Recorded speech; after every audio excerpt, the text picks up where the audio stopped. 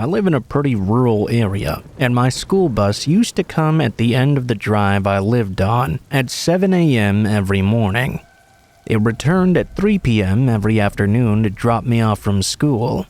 The drive was a dirt road with a lot of bumps, rocks, and branching pathways the further you went, so rather than drive each individual kid to their stop, the bus would kind of just let us off at the start of the drive. From there, we would all have to walk. It wasn't that far, but on a blazing hot or freezing cold day, or during a heavy rainstorm, it was certainly far enough. I realize that I'm describing the walk as a negative experience already, but the truth is, it's not the walk itself that was that bad. It was an experience I had with one of the people that waited for us at the end of the school day that I want to talk about. Most days, the parents of the younger kids would walk with us until we got home. I'd known a lot of these people my whole life, so I trusted them all completely. I mostly stuck to talking with my immediate next-door neighbors, a nice couple in their mid-40s. There were days they weren't there, though, because their daughter was out of school. On those, I'd kind of keep to myself. I was a pretty quiet kid anyway, so that's not really surprising. One day, I noticed someone new at our bus stop, or rather, two someones really. A 5-year-old kid and an older boy. The older boy said that his brother had just turned 5 and was entering school for the very first time. Being raised to be polite, I shook the elder brother's hand and introduced myself, not really thinking anything of it. Over the next year, my last year of middle school, he would talk to me more and more at the end of each day. He was usually hunched over, yet at the same time he somehow towered over me with his lanky frame. I learned quite a lot about him. He was 19 and had dropped out of school a few years ago. He lived with a single mom and his younger brother. He also told me he liked to take walks in the afternoons. Usually, I'd just absorb his little information snippets and go on my way, after saying that was nice or that's cool or something like that. One day, he began asking me if I would like to go for a walk with him sometime. Now, my parents are pretty overprotective since I was their only kid. I knew they wouldn't let me go on a walk with some older boy alone without meeting him first, so I told him that. He seemed very disappointed, but took it well. At least the first few times. I would be lying if I said I wasn't tempted to say yes, in part or mostly because I was curious, but a deeper part of me kept urging me to say no. It wasn't a panicked feeling or anything, more of a gut feeling that something was off about this guy, and I'm very glad I listened to it. I kept on saying I still hadn't asked my parents yet, and he would keep asking and asking. Many times getting very insistent before backing off when he had to go up his part of the drive. Thankfully, he lived in a different pocket on the road, so he didn't know where I lived. At least I hoped so. It all came to a head on the last few days of school. It was a cloudy day, and when I got on the bus to head home, I noticed that my immediate neighbor's daughter was not on it, and neither was my new bus stop buddy's brother either. I figured it would be a quiet walk for me that day, and I felt a bit of relief knowing he wouldn't be there or asking me to go with him all day long. I would finally get a reprieve from that bubble of anxiety in my belly whenever I saw him waiting for us. The second the bus came to a squeaking stop on my road, though, my stomach panged with apprehension. He was waiting there all alone, wearing the same blue hoodie and holding the same expression as usual. A patient smile.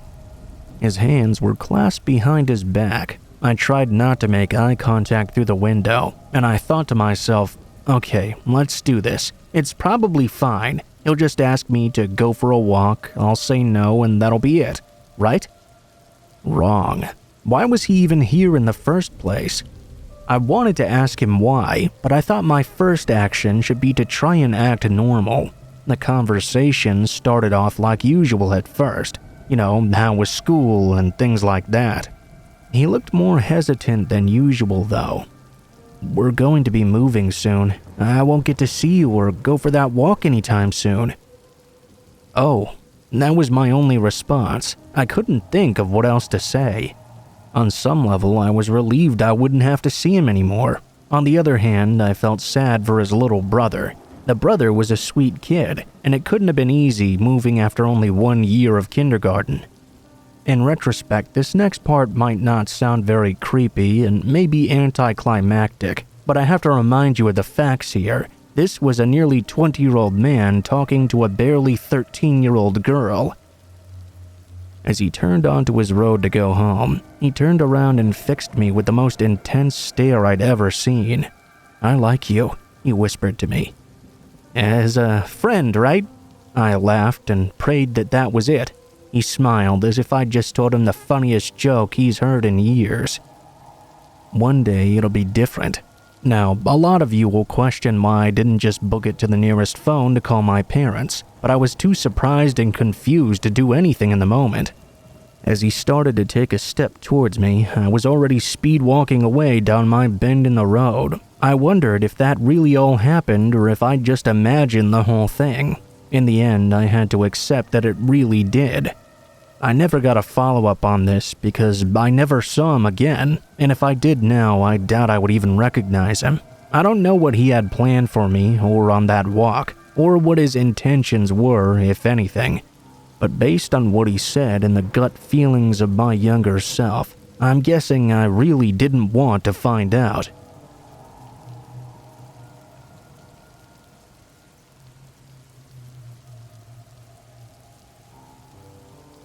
My neighborhood loved Halloween, almost revered it like a second Christmas or something, or a first spooky Christmas. I'm not really sure.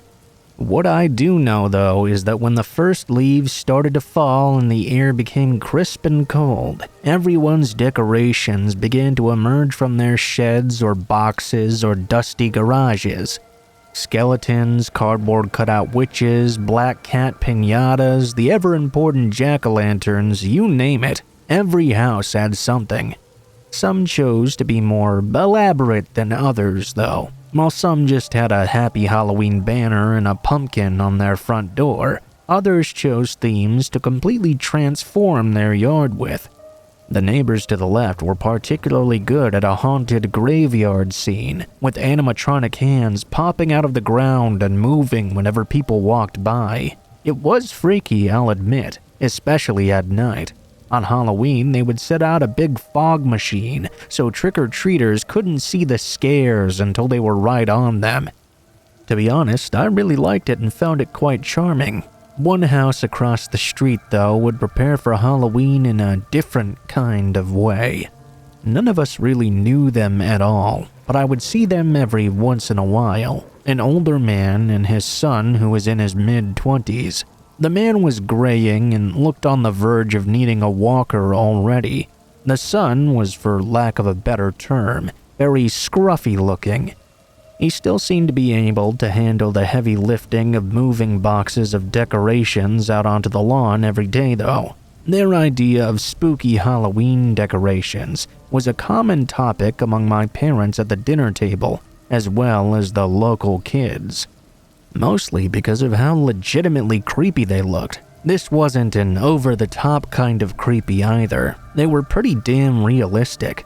Sometimes they would paint a massacre scene, with mannequins painted to look like real people and blood splattered all over the yard.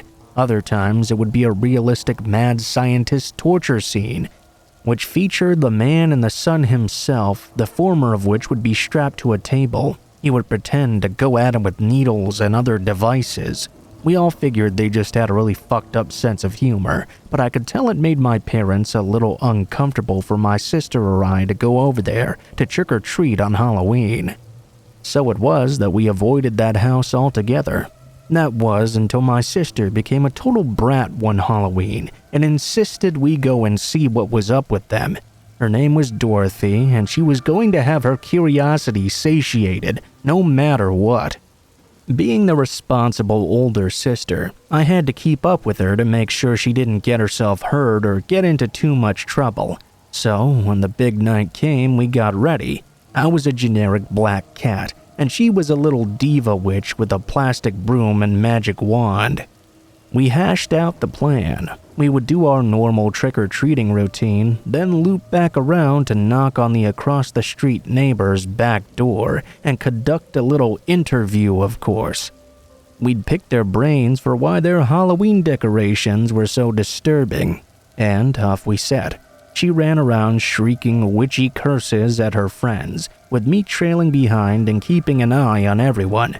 I remember I had a stash of Butterfingers in my sweatshirt pocket and was dutifully crunching on them throughout the trip. She negotiated her candy stash with the others. Soon enough, though, her little friends dropped off to go home, and we were facing the neighbor's backyard. It was small, with scraggly grass that led up to a door with chipped paint. I know, the stereotypical run-down house with a crazy person living inside, but I kid you not when I tell you that's exactly what it looked like. My sister was the brave one here. She marched right up to the door and banged on it loudly, screaming, "Trick or treat!" We waited for a few minutes, each one of us getting more uncomfortable than the last. A thin layer of frost was across the grass. I knew my sister would be getting cold soon. I could see her excited breaths misting in the air as we waited. Just as I was about to give up, the door opened with a jolt. It was the younger man, and his eyes went wide when he saw us. He scrambled up to us, and I instinctively reached out to pull my sister back away from him. He surprised us, though, when he said, "You shouldn't be here, seriously. My dad doesn't like kids or people trespassing. You should really go, right now." "But we wanted to know why your yard is so scary," my sister whined. "It's to keep people out," he said hastily, gesturing with his hands. He seemed genuinely afraid for us and for himself. "He doesn't think straight when he's drunk, so you have to go right now." A voice came from somewhere behind him inside. It sounded slurred and heavy. "Bobby, who's there?" The son went as far as to push me and my sister out of the backyard, hissing through his teeth, "You gotta get out of here." Seeing as we had no other option, we left immediately. My sister was still pressed to know what was going on, but even she seemed nervous now. I was definitely nervous. Just to be safe, I had us go around the block and come down the street again, as if we were coming home like normal. As we entered the front door, I looked back at the house, looking for any sign of Bobby or his father. There was nothing. I know a lot of you might be looking for a story with lots of action, but I can only really speculate what was going on in that house may have been worse than any scary story. Since we didn't get to see inside, we'll never know for sure, though.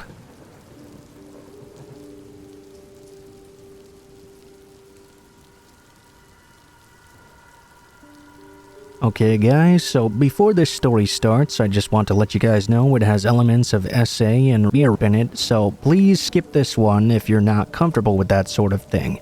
And with that being said, I will now get on to the story. This isn't my story, but instead it's my mother's. She passed away in 2016 from cancer, but before she did, she took it upon herself to unload any regrets from her past or any mysteries I might have questioned about her. She wanted there to be no secrets between us in the end, and I admire her greatly for that. She requested that I tell her story to others, to warn people about the dangers of trusting people you barely know too blindly, as even if they seem to integrate into your life with the best of intentions, it can merely be a facade for something much, much darker. I'll try to relay everything she told me to the best of my ability, though due to the emotional nature of our last few conversations, I may not remember the details too clearly. For some context, I was adopted by her and her husband when I was only 2 months old. Even though they aren't my birth parents technically, they are the only mother and father I've ever known, and they'll be such until the day I die. That's not where this story started, though. The story starts a few years after I was adopted. I was adjusting really well, apparently. My mother and father both adored me, and even though they both had busy careers, they never slacked in showing me the time of day.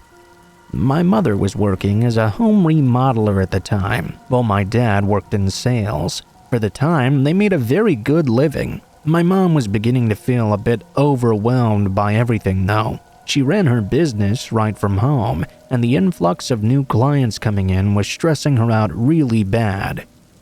She decided to hire on some extra help. She wasn't having much luck until a neighbor by the name of John applied. Now, John had lived on our street for about as long as my parents had, but they'd never really gotten a chance to know each other that well. It came as a bit of a surprise that John was willing to work under my mother, as according to my dad, he was the type to make derogatory comments at the local bar with friends about women. Ultimately though, he was nothing but respectful in front of my mother, for the first couple of months at least. Whenever they went out on a job after the first month or two, John would start making sexist comments to my mom, sometimes even in front of clients. He would present himself as the head of the operation, not her, and when she tried to correct him, he would laugh it off like he was just making a joke. She got very annoyed with him and gave him a stern warning to knock it off or he'd be fired immediately. She then said he started making other kinds of comments instead. He would tell her she looked pretty today, or that the way she walked showed off her toolbox. You get the idea. This made her incredibly uncomfortable. She said she was going to let him go right then and there after he made a gross comment about her blouse within earshot of a client. Due to an influx of business though, she unfortunately couldn't afford to let him go. She could always let him go after the surge of business when things calmed down, she told herself, and just put up with him until then. It was at this point in the conversation that she started crying. I got her a tissue and some water and told her to save her strength, but she protested, saying she needed to get all this out. Even if it was painful or wiped her out for a couple of days, she needed to tell me. She continued even as I noted her heart monitor beside her speeding up rapidly. She told me she was wrong in thinking she could just handle it on her own. She thought that since she was a professional and this was an actual business, she was untouchable and he wouldn't or couldn't do anything to her. She didn't even tell my father, and as far as I knew, they told each other everything. The last thing she wanted was to have him worried about her and not focusing at work or being too worked up to spend time with me. A lot of people might condemn her actions or think ill of her, but I choose to understand it by remembering a simple fact. When people are faced with something they don't know how to handle, they won't always react in the perfect way. They'll react out of stress or fear. My mother found out just how wrong she was though when her and John got a new job to fix up a vacant house at the end of our street. The new owner had bought it with the intention of turning it into a daycare and wanted them to paint and spruce up the place. The owner said they would furnish it themselves. They would be gone for the duration of the cleanup, on the note that they didn't want to get in the way, and that made my mother hesitant. Up until this point, she'd never been alone with John when working on a job before. She also wasn't one to pass up an opportunity though, so reluctantly she and John made their way to the abandoned house at the end of the street. They unloaded the necessary paint supplies from her pickup truck and headed inside. The first thing she noticed was that the house was drafty and dark. Very little light shone in through the windows, and the layout made it cramped and unappealing for a daycare setup. She went in to inspect the kitchen first, with John following behind her. She was about to suggest they tear out the wall to open up the breakfast bar, when suddenly he grabbed her hard and pushed her against the wall. She screamed and fought all the while, but she couldn't stop something really awful from happening to her. Something I won't name here, but I'm sure you can figure out what it is. After he was done with her, he told her not to tell anyone because he would ruin her business and tell my father that she'd been cheating on him. Even come after her again or me. John was a monster, and my mom was so scared he'd make good on his threats that she couldn't do anything other than comply. John distanced himself from my mother's business soon after, but she could tell he was keeping tabs on who knew what. She felt horrible not being able to tell my father and had to deal with what happened completely on her own. She became more withdrawn after that. She still showed love for us, of course, but it was more strained, and it was harder to get her outside to do the things she loved. We cried in each other's arms after she was finished. I felt sick, while she looked as if she'd been reliving every horrible moment. At this point, I can only say I'm glad my mother is finally at peace. Nothing will ever trouble her again, and monsters like John will never be able to reach her. If there's anything you can take away from my mother's story, it's this: be careful who you let in.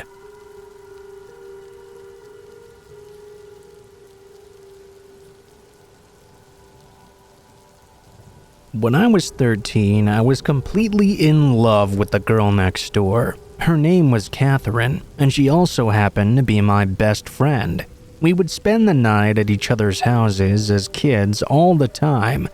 Watch movies, paint our nails. It was in my first year of high school that I started to feel differently about her. Don't get me wrong, I'd always loved her, of course, but it started to feel more intense. I started thinking about her more often, and every time I saw her, I would notice more and more how pretty she was. She had bright blue eyes and dirty blonde hair, and her smile caused my heart to skip a beat. I was so scared to confess to her, though. For one thing, I didn't know if she felt the same way or if she was gay at all. The topic just never came up, as we were too busy fangirling over bands we liked or new movies coming out. The last thing I wanted to do was mess up our lifelong friendship at that point. However, the second problem was bigger and more concerning. We lived in a really conservative area that still held on to those traditional values. I knew that going public, especially at the time with my feelings, would be at the very least frowned upon. So, for the longest time, I hid in the shadows while being by her side every day through high school. We still hung out every weekend and after school a few times a week, driving through town and telling each other all our secrets. We still shared a blanket on movie night, though now my heart would leap whenever she threw her arms around me because of a big jump scare or romantic moment. She really trusted me completely with her biggest fears and worries, and so did I with her, minus that one really big thing. As graduation was rapidly approaching, and the air was growing warmer with each passing day, I noticed that her affection toward me had been heating up too. I don't know if it was just my imagination running wild, but she began to hug me for a lot longer and told me I was pretty a lot more often too. On the night of our senior prom, I took her aside. We'd gone with a group of friends, so there were no dates involved. I worked up the courage and stole a kiss. To my disbelief and happiness, she simply said, "I was waiting for you to do that, you know." We started a secret relationship from that night on. We still kept our usual dynamic with movie nights and boy bands and whatever hobbies we had, but without going into detail, I didn't think I could be happier. I loved her and she loved me. We knew we'd go to the same college together, and I honestly couldn't wait to get out of this town. I know it sounds like naive and wishful thinking, but I honestly thought I was going to marry Catherine someday. One day in late August, though, a couple of weeks before we were set to pack for school, Catherine just stopped talking to me. I couldn't reach her on cell, and whenever I called her house, her dad would always answer and say something along the lines of, "Oh, Catherine is out right now. I'll have her call you back later." Her window faced mine on the side of the house, so after the second day of her not calling me back, I knew that something was wrong. I tried to get a peek in her window to see if she was there, but the curtains were drawn shut and her bedroom light was turned off as well. She usually kept her light on until midnight, as she was a night owl. By that point, I was starting to get really worried. I started searching every place I knew she could be. The candy shop, the lake, all the country roads leading out into the woods. I asked her coworkers at the local Hannaford if they'd seen her recently, and they all shook her head no. She hadn't shown up for work 3 days in a row, and that certainly was not like her. Catherine was hardworking, driven, and always called if she was going to be late or wasn't coming in. She'd always call me, too. That was when I finally broke down. I went to knock on her door, determined to find out what was going on. I stood on the front stoop, my shoulders slumped and eyes pricking with tears. My entire body was tense and wired, as if I hadn't slept in a week. I was about ready to burst through the doorway when she answered, and hug her and ask her where the hell she'd been, if she answered. And so I knocked. Her dad opened the door, looking as if he'd just been in the middle of a nap. Catherine's dad had always been a little indifferent to me, never really talking to me whenever I came over, or when he had to pick her and I up from school. Today, I could see a scowl of disgust plainly on his face. He regarded me coldly. Hello, is Kat here? I'm really worried about her and I need to talk to her." "I told you she was out," he snapped immediately. "And you need to stay away from her. I know all about your little love letters." What he said made my heart completely stop. How did he know about those? I'd written these letters a month into our relationship that detailed how long I was in love with her. She hid them deep inside her dresser.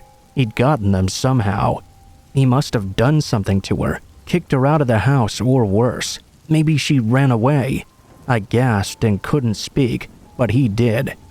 "She's gone. You won't see my daughter again, so don't even try." With those final crushing words, he slammed the door in my face. I jumped back, almost falling down. My hands were shaking. I was in disbelief. Resigned and with tears streaming down my face, I went home to face the disappointment of my parents. Apparently, her dad had also let them know what was going on all along. I never saw Catherine again. My best friend, the girl I grew up with and my first love, disappeared from my life forever. I did, however, eventually find out what happened to her from sources I won't name. After her father snooped through her room and found my letters, he snapped. He locked her in her room that night, where she stayed for 2 days while he arranged a ride from a friend to take her to someplace where they would cure her affliction. I'm disgusted to even think about what that means and what she went through. I'm out of my oppressive hometown and married to a wonderful woman now. Some part of me always still breaks, though, whenever Catherine crosses my mind. I hope she's okay wherever she is, and even if we can't be in love anymore, I still want my best friend, the girl next door, back. She never did anything wrong. She never deserved what happened to her.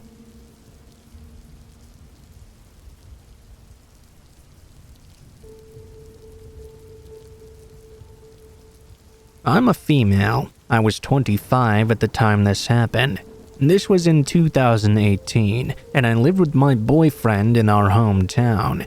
It's a small city that's relatively poor and has some drug problems as well, since there's not much to do. My boyfriend, now husband, was at his friend's house. It was a Saturday night, and he said he'd be home around 9 or so. He was about 2 towns over, a 20-minute drive away. At the time, we lived in a duplex with a split upstairs and downstairs. It used to be one big house, but had since been converted. My cousin was actually renting the downstairs apartment, and she was kind of loud. Because of this, I knew when she was and wasn't home, and she was not home on this night.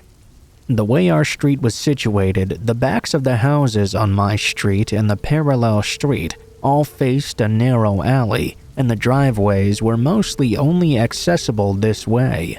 The downstairs unit had a front porch with a door and a side door. Our upstairs unit had a back door at the top of an outside set of wooden stairs. So anyway, I'm home watching TV alone when I hear someone coming up the stairs and knocking on the door. It was about 8:30. It wouldn't be that unusual for my boyfriend to be home early. Maybe he'd gotten bored playing video games, or he just felt like leaving for whatever reason. Usually, I would unlock the door for him when he came home, instead of him using his keys. It was quite dark back there and could be a real hassle. I got up and opened the door like usual, only to find someone who was not my boyfriend. It was a pretty thin man, wearing 2 big jeans and a hoodie. He had about 4 teeth and was teetering back and forth. I was so shocked. I was positive that had been my boyfriend coming home. The guy at the door asked me, "Can I use your phone?" Behind him, down the stairs and in the alleyway, I saw a big SUV just idling, with other people clearly inside. I panicked and said, "Yeah, hold on." I shut the door in his face and locked it. I think I was more shocked that it was a stranger at my door and not my boyfriend than anything else. I hid so he couldn't see me through the door's window, and I was frozen now. Something was telling me this was not okay.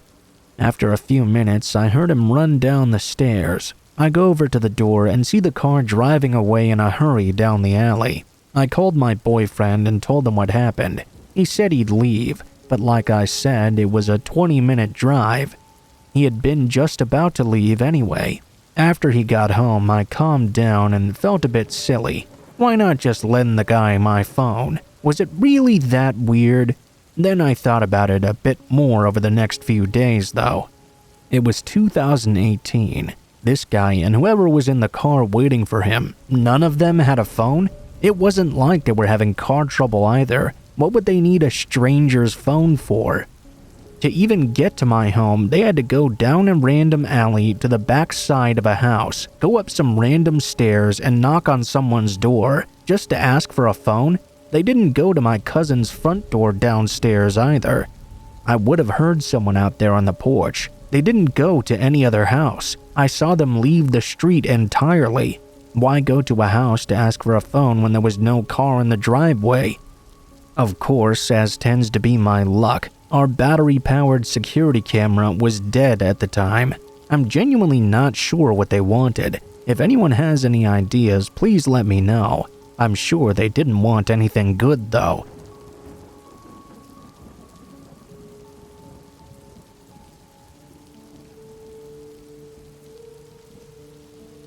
When I was about 13, my parents and I took a trip to Yellowstone National Park. We were out hiking on a trail when we suddenly heard a huge crash and loud screaming. "Watch out!" Those were the only words yelled out from someone not in sight, on the trail just up ahead. All of a sudden, hundreds of buffalo appeared, crashing through the trees coming right towards us. Executing our natural flight response to this dismal turn of events, we ran as fast as we could through the woods. I even tripped at one point. I remember screaming out to my mother desperately, who was already there to help me out. My father yelled at us to follow him as we started running up the hill on the other side of the path. Not even moments later, the herd of buffalo rushed right past where we'd just been. It turns out if you're ever being chased by a gigantic herd, you should always run uphill because the herd tends to naturally go downhill. Luckily, none of us were seriously harmed. We went to a diner right after that for lunch, and I ordered a buffalo burger. Gave me a real sense of victory.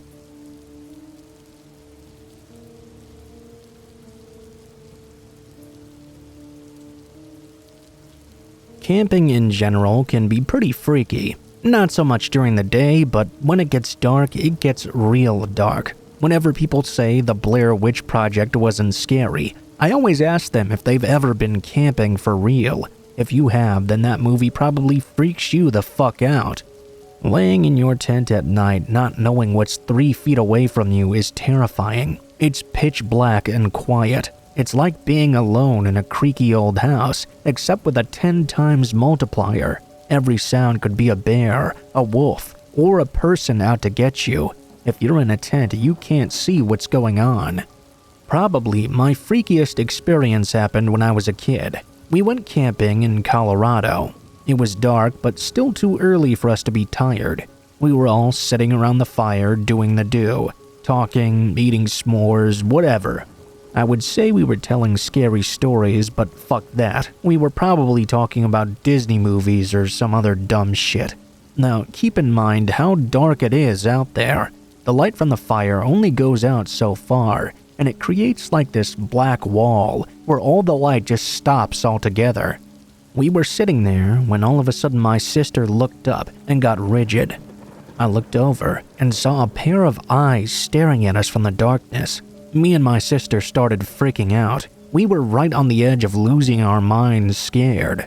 Our parents calmed us down though and told us not to move. We had no idea what it was, and it was nearly impossible to judge how big in the darkness. We sat there and watched those eyes until eventually they went away. Maybe it was a raccoon or some shit, but 6-year-old me was convinced it was the chupacabra. Maybe not as interesting as some other stories, but it definitely freaked us out.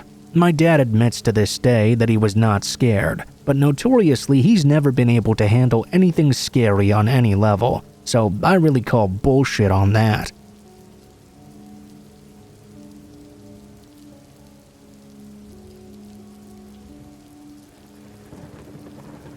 My mom's worked in medical records in a general hospital for over 20 years now. She's bright, personable, and professional.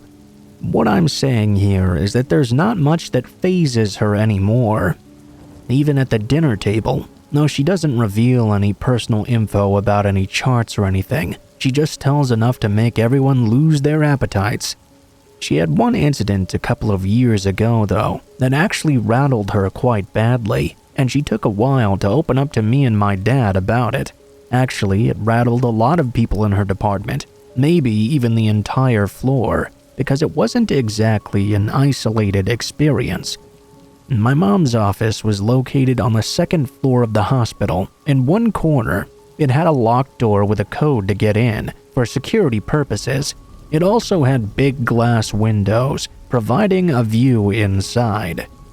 It wasn't exactly soundproof though, and that's where the meat of this story comes in.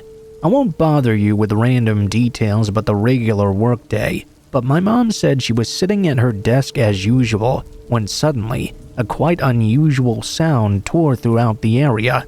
It was muted, faint at first, and nobody could tell what it was.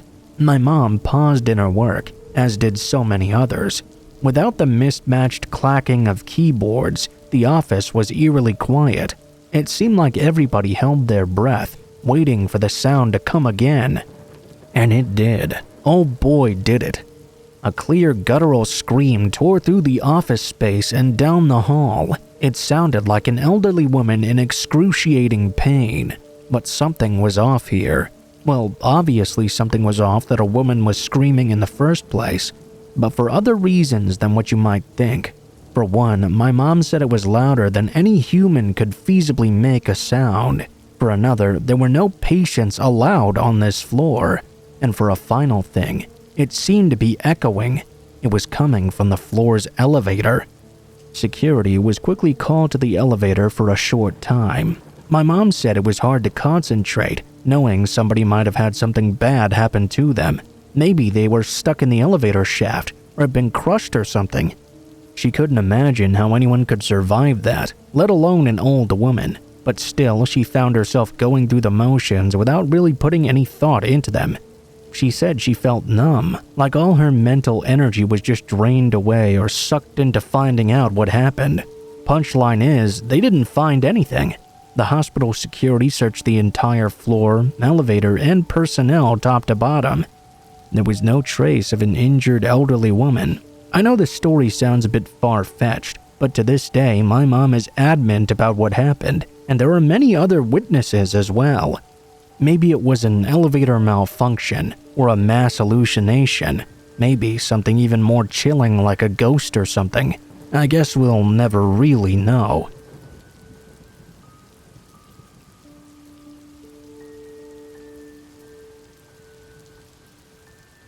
Here's a story, not from my mom, but from my mom's coworker in medical records. There's a lot of scary things that happen in hospitals, but this experience was a different kind of scary altogether. According to my mom's coworker, who was more like her friend really, the day started out like any other. It was a regular Tuesday, and as busy in the main office as it was, she still had to go to the storage building to retrieve and file away records from time to time. Back when this happened, they still kept physical copies as opposed to digital. My mom said it was a real hassle adjusting a few years later, but that's a story for another time. The storage building was located absurdly far from the main hospital. In fact, it was a tiny, partially underground warehouse, for lack of a better term. It sat all the way across the parking lot, situated at the edge of a thick stretch of woods. My mom's coworker had been charged with the task of grabbing a stack of records from the building. as many of it as she could feasibly carry at least. Since it was broad daylight, she had no problem walking so far from the main office alone and figured the job would be a quick in and out. A lot of people didn't like that building in their office, but it was a necessary part of the job, so they put up with it. For one, my mom always described the inside of that building as very creepy. Low-hanging ceilings, a staircase descending downward into darkness, very weak and low lighting. Basically, it looked like a space you would see in the subreddit liminal horror, if you get my drift. Just rows and rows of narrow, empty hallways that could really mess with your mind. Anyway, my mom's coworker carefully took the steps one by one as the mouth of the storage unit gaped before her. There was a dim orange glow illuminating from the depths, and the stale paper smell wafted out from deeper in. She got to the section she was supposed to go to and started grabbing up yellow folders from the shelf. Suddenly, she heard footsteps echoing from somewhere in the aisles. She thought maybe another coworker had been charged with record sorting as well, but that theory was quickly squashed back when the footsteps quickened their pace. They sounded like they were running back and forth down the aisles and definitely getting closer to her. She froze, listening, even as her fight or flight reflex screamed at her to do something. Eventually, the footsteps sounded like they were racing down the aisle next to hers, about to turn the corner and come after her. That's when she finally took off. She doesn't remember if she made any noise or if she was followed, but she tore up those steps without looking back once. She said to my mom that she'd never been so grateful for the sun blinding her before. The blood rushed to her ears as she ran across the parking lot and back into the building. When she told their supervisor what happened, they confirmed there was no one else in the building aside from her at that time. At least none that they knew about. Since then, everyone was hesitant to go down there alone, and they requested a buddy system for sorting or retrieving records, especially during the night shift. The building was eventually abandoned anyway, due to the shift to digital records I mentioned earlier, but it still sits there. No one knows who or what was in the building that day, or if they meant my mom's coworker any harm. We do know it was creepy as hell though, and I know I'm not going to any job that has a weird off-site storage building anytime soon.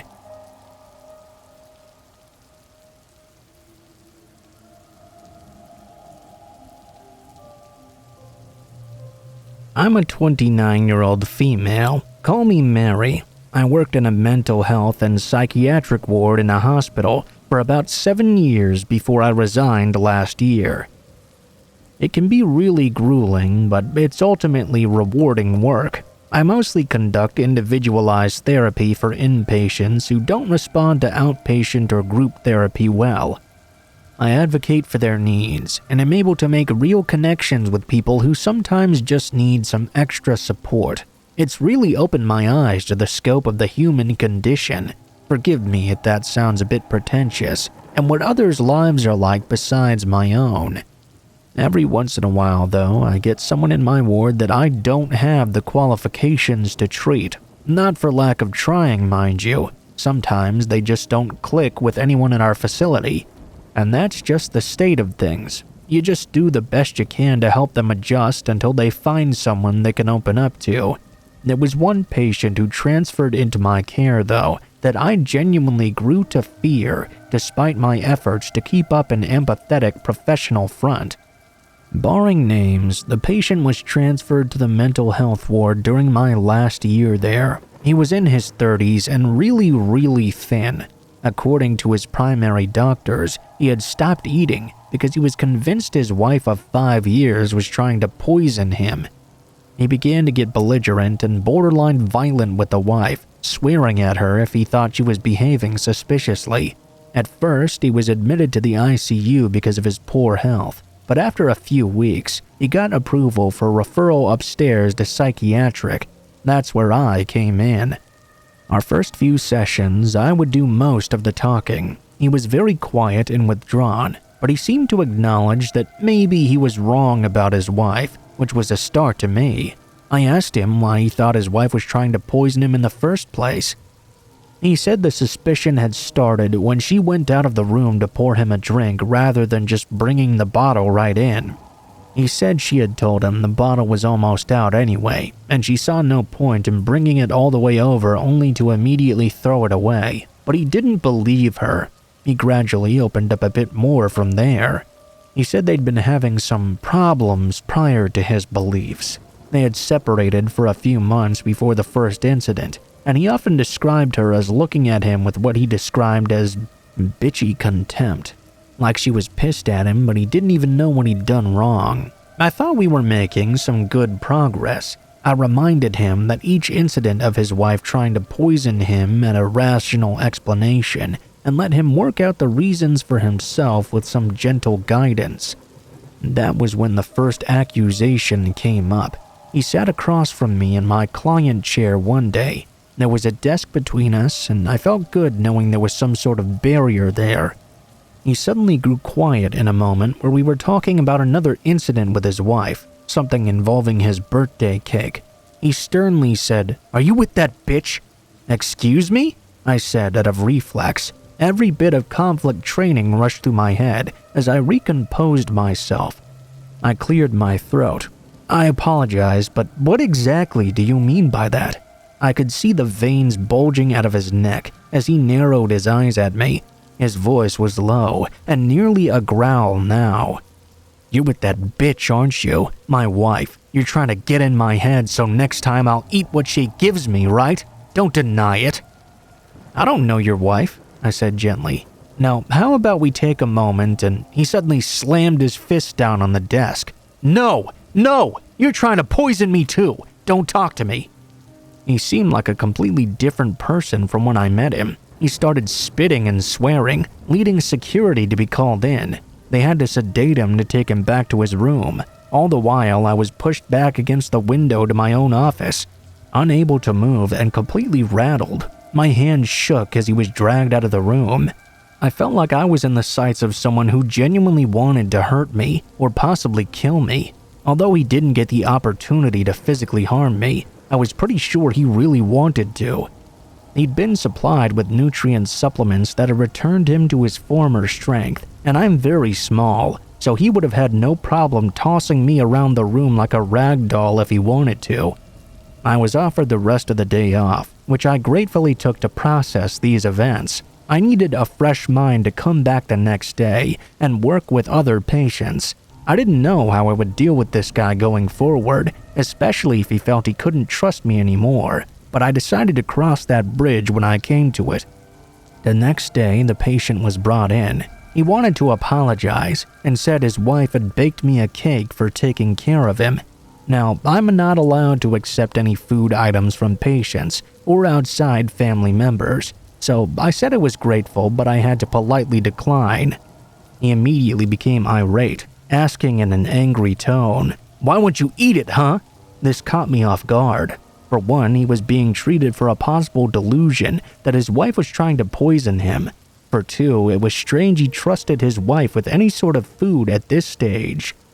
For three, he'd just accused me the day prior of working with his wife to try and kill him too. So this sudden turnaround was very startling. He became very insistent. "Just eat the fucking cake," he said over and over, to the point where security had to be called again to escort him out. He was released from my care soon after, for fear of my safety. I don't know what's happened to him since. My boss and a police officer called to the scene suspected that he'd put something into the cake his wife had given him, either to support his delusion or to specifically target me. Which possibility is correct, I'll never know. I resigned a few weeks later for a different, less stressful career option. To anyone who works in psychiatric, be real careful out there.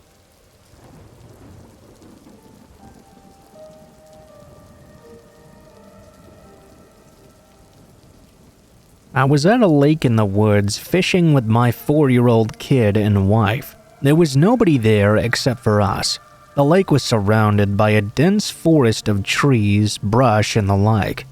We were about 50 yards from our vehicle, down a hill at the bank with our poles resting in the water. The fishing was slow, so I decided to test out my new camera. I walked around the general area while my wife sat with our child and tended to the fishing poles. I walked up a hill from the bank and through the dense trees to the mouth of a clearing, where all of a sudden I saw 4 random guys approximately 20 yards away out there in the woods. They looked like a cross between grunge band members and deep woods hillbillies. I don't know really. They were dirty and unwashed, looking kind of raggedy. We were in the boondocks, so I had no idea what these guys were randomly doing here. They just stood there looking at me for what seemed like a good solid 2 or 3 minutes. The look in their eyes was either desperation for some reason or malevolent intentions. I played it off and focused my camera in a different direction. I noticed that one of them was moving closer to where I was. I immediately felt really uneasy. I mean, why the hell were these guys out here so far in the middle of nowhere, with no fishing poles, no hiking gear, nothing? The one that had moved closer to where I was called out of the blue, "Hey, why don't you come and take our picture?" He then kind of half giggled, revealing his rotted-looking mouth. He had about as much teeth as a jack-o'-lantern. I'm not trying to be judgmental. These guys were just very sketchy. I could definitely feel this one's intentions in particular were nothing good. I smiled back and kind of nodded. I started making my way back to my family and the fishing spot. As I started walking away, I heard one of the ones further away holler at me. "Hey man, come over here. We want you to take our picture." I heard the others laughing, and I noticed they were slowly making their way towards my direction. They were talking amongst themselves and laughing sinisterly, as if they were villains out of a horror movie or something. I couldn't make out what they were saying at this point. I was casually but quickly leaving the area. I did make out a few comments though, like, "Yeah, I think he's alone." "Nah, I saw his car over that way." Anyway, I finally made it back down to the bank and immediately told my wife to start gathering our shit and head back to the car. She could tell by the sound of my voice and demeanor that something was wrong here. We both half-heartedly packed up, grabbed the kid, and headed up the bank to where our vehicle was at. Still the only other people out there. Right as we got to the car, I noticed they were in the distance coming out of the woods and charging right towards us. We threw our shit in the back, jumped in the car, and started heading out. I didn't want to worry my wife, but I had the realization that there was only one way out of there, an old dirt road that meandered through the woods and passed right by where they were at. I was afraid we might get cut off, so I floored it and thought I was going to stop for nothing. As we were making our way out, I saw something to the right out of my peripheral vision. Sure enough, it was one of them full stride running towards us. This time, I noticed he had something in his right hand that looked like an elongated tire iron or something. We lost him in the woods just about as they made it to the road. A while later, maybe 30 minutes, we made to the old country concrete highway that led back to the city. At this point, we saw another vehicle in the distance coming in our direction, a beat-up old work truck. I thought to myself, "Oh, fucking shit, they caught up to us." Luckily, as the vehicle approached, we got a much better look at the occupants. An old couple. The husband looked like an old lumberjack type. Definitely he could take care of himself. They slowed down as they approached and rolled down the window. The man asked if everything was okay and if we were lost or something. I said no, we know how to get back to the main highway from here. I told them about what happened back there, and he didn't even seem fazed. He said we shouldn't be out here alone. There's been many stories. I didn't ask any further.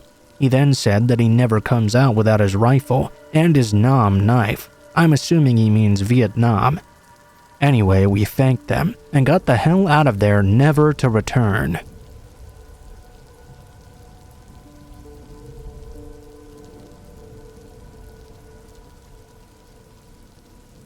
I was hiking the Appalachian Trail northbound in early August, a few years ago.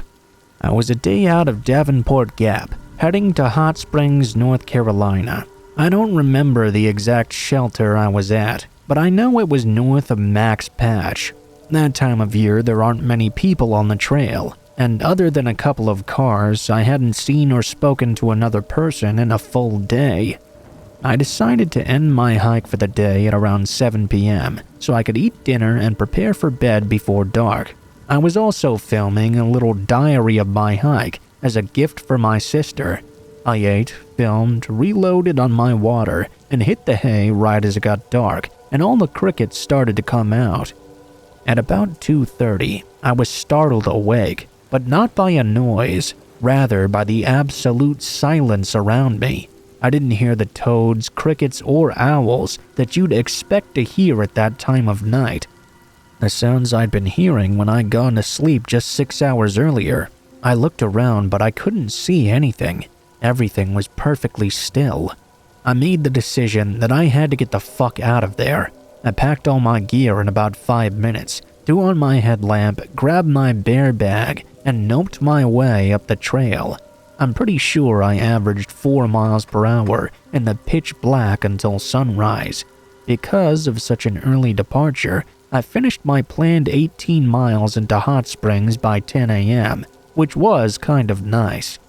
To this day, I have no idea what was there that morning, but I know something was there. I've encountered tons of predators in the woods, everything from black bears to coyotes, but I've never experienced a calm like that before.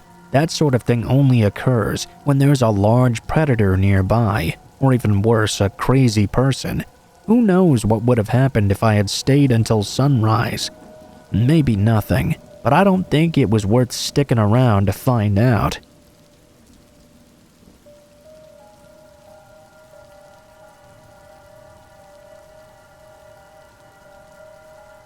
This will probably get buried, but 2 years ago, myself and 2 other people were camping in Yellow Bottom, which is in the Cascades of Oregon.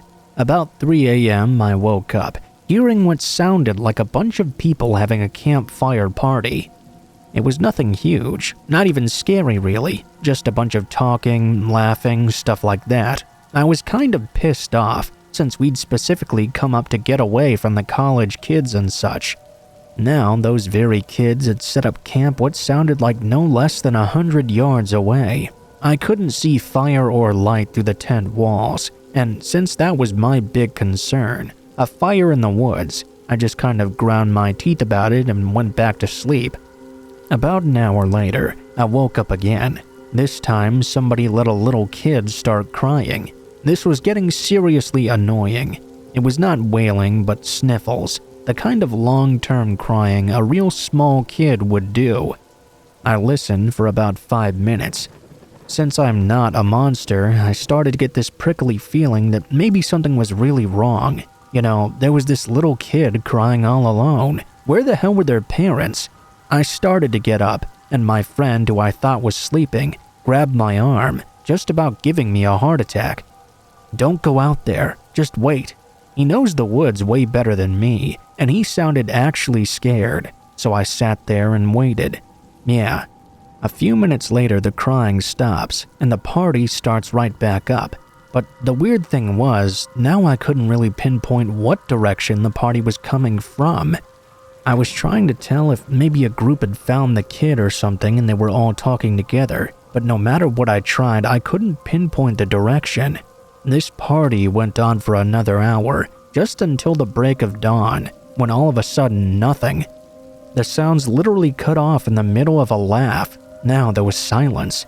I was completely freaked out. I think I might have even made a noise when it just stopped like that. My friend, who hadn't even gotten up the entire time, just said, "Stick Indians," then rolled over and fell back asleep. I got up when the sun was finally completely up and made some coffee. I looked around, but I'm not brave like that and didn't go that far. I searched the area where the sounds had come from though, definitely. There was nothing there. No signs of a campfire, no tents I could see through the trees, nothing. We packed up that day and I asked him what a stick Indian was. He wouldn't tell me. I had to come back and Google it. Even now, I'm not really sure what it's supposed to be. If you look it up, apparently it's some kind of forest spirit that lures people out by making noises like babies crying or people having a party, and then, I don't know, eats them or something. Fuck if I know. So that's my creepy story in the woods. I don't really have any proof like recordings or anything, but people who know the Pacific Northwest, it was way up in Yellow Bottom, past the official camps, on the left-hand fork of the main road, down a logging road and right by the river. The campsite with huge fallen over dead trees, that one. So if you want to try yourself, you can go out there, I suppose. I've never been back up there though. No sir, not for me.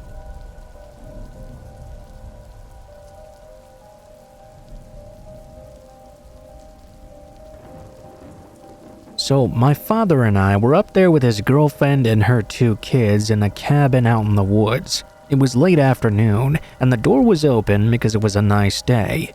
Since my father's girlfriend Kathy was making some delicious smelling enchiladas, in hindsight that was probably a dumb idea. We sit down to eat dinner together, when all of a sudden in walks a goddamn bear. Cue lots of screaming from us kids, as everyone leapt to their feet. Kathy was the only one to act really. She grabbed her chair like a lion tamer and screamed at the bear as she advanced towards it. The bear was just kinda like, "Ah, shit, what the fuck?" and backed up out of the cabin onto the porch, which is when Kathy slammed the door shut and locked it in its face. The bear skulked around our property for about an hour though. We watched it through the windows as it lumbered around to where my dad had napped earlier in the day. It began to gnaw on and maul his pillow, all while my dad stood there freaking out. My dad is a big, burly, no-nonsense kind of guy, but this scared even him. And that's my scary bear story. Fuck man, bears don't even knock.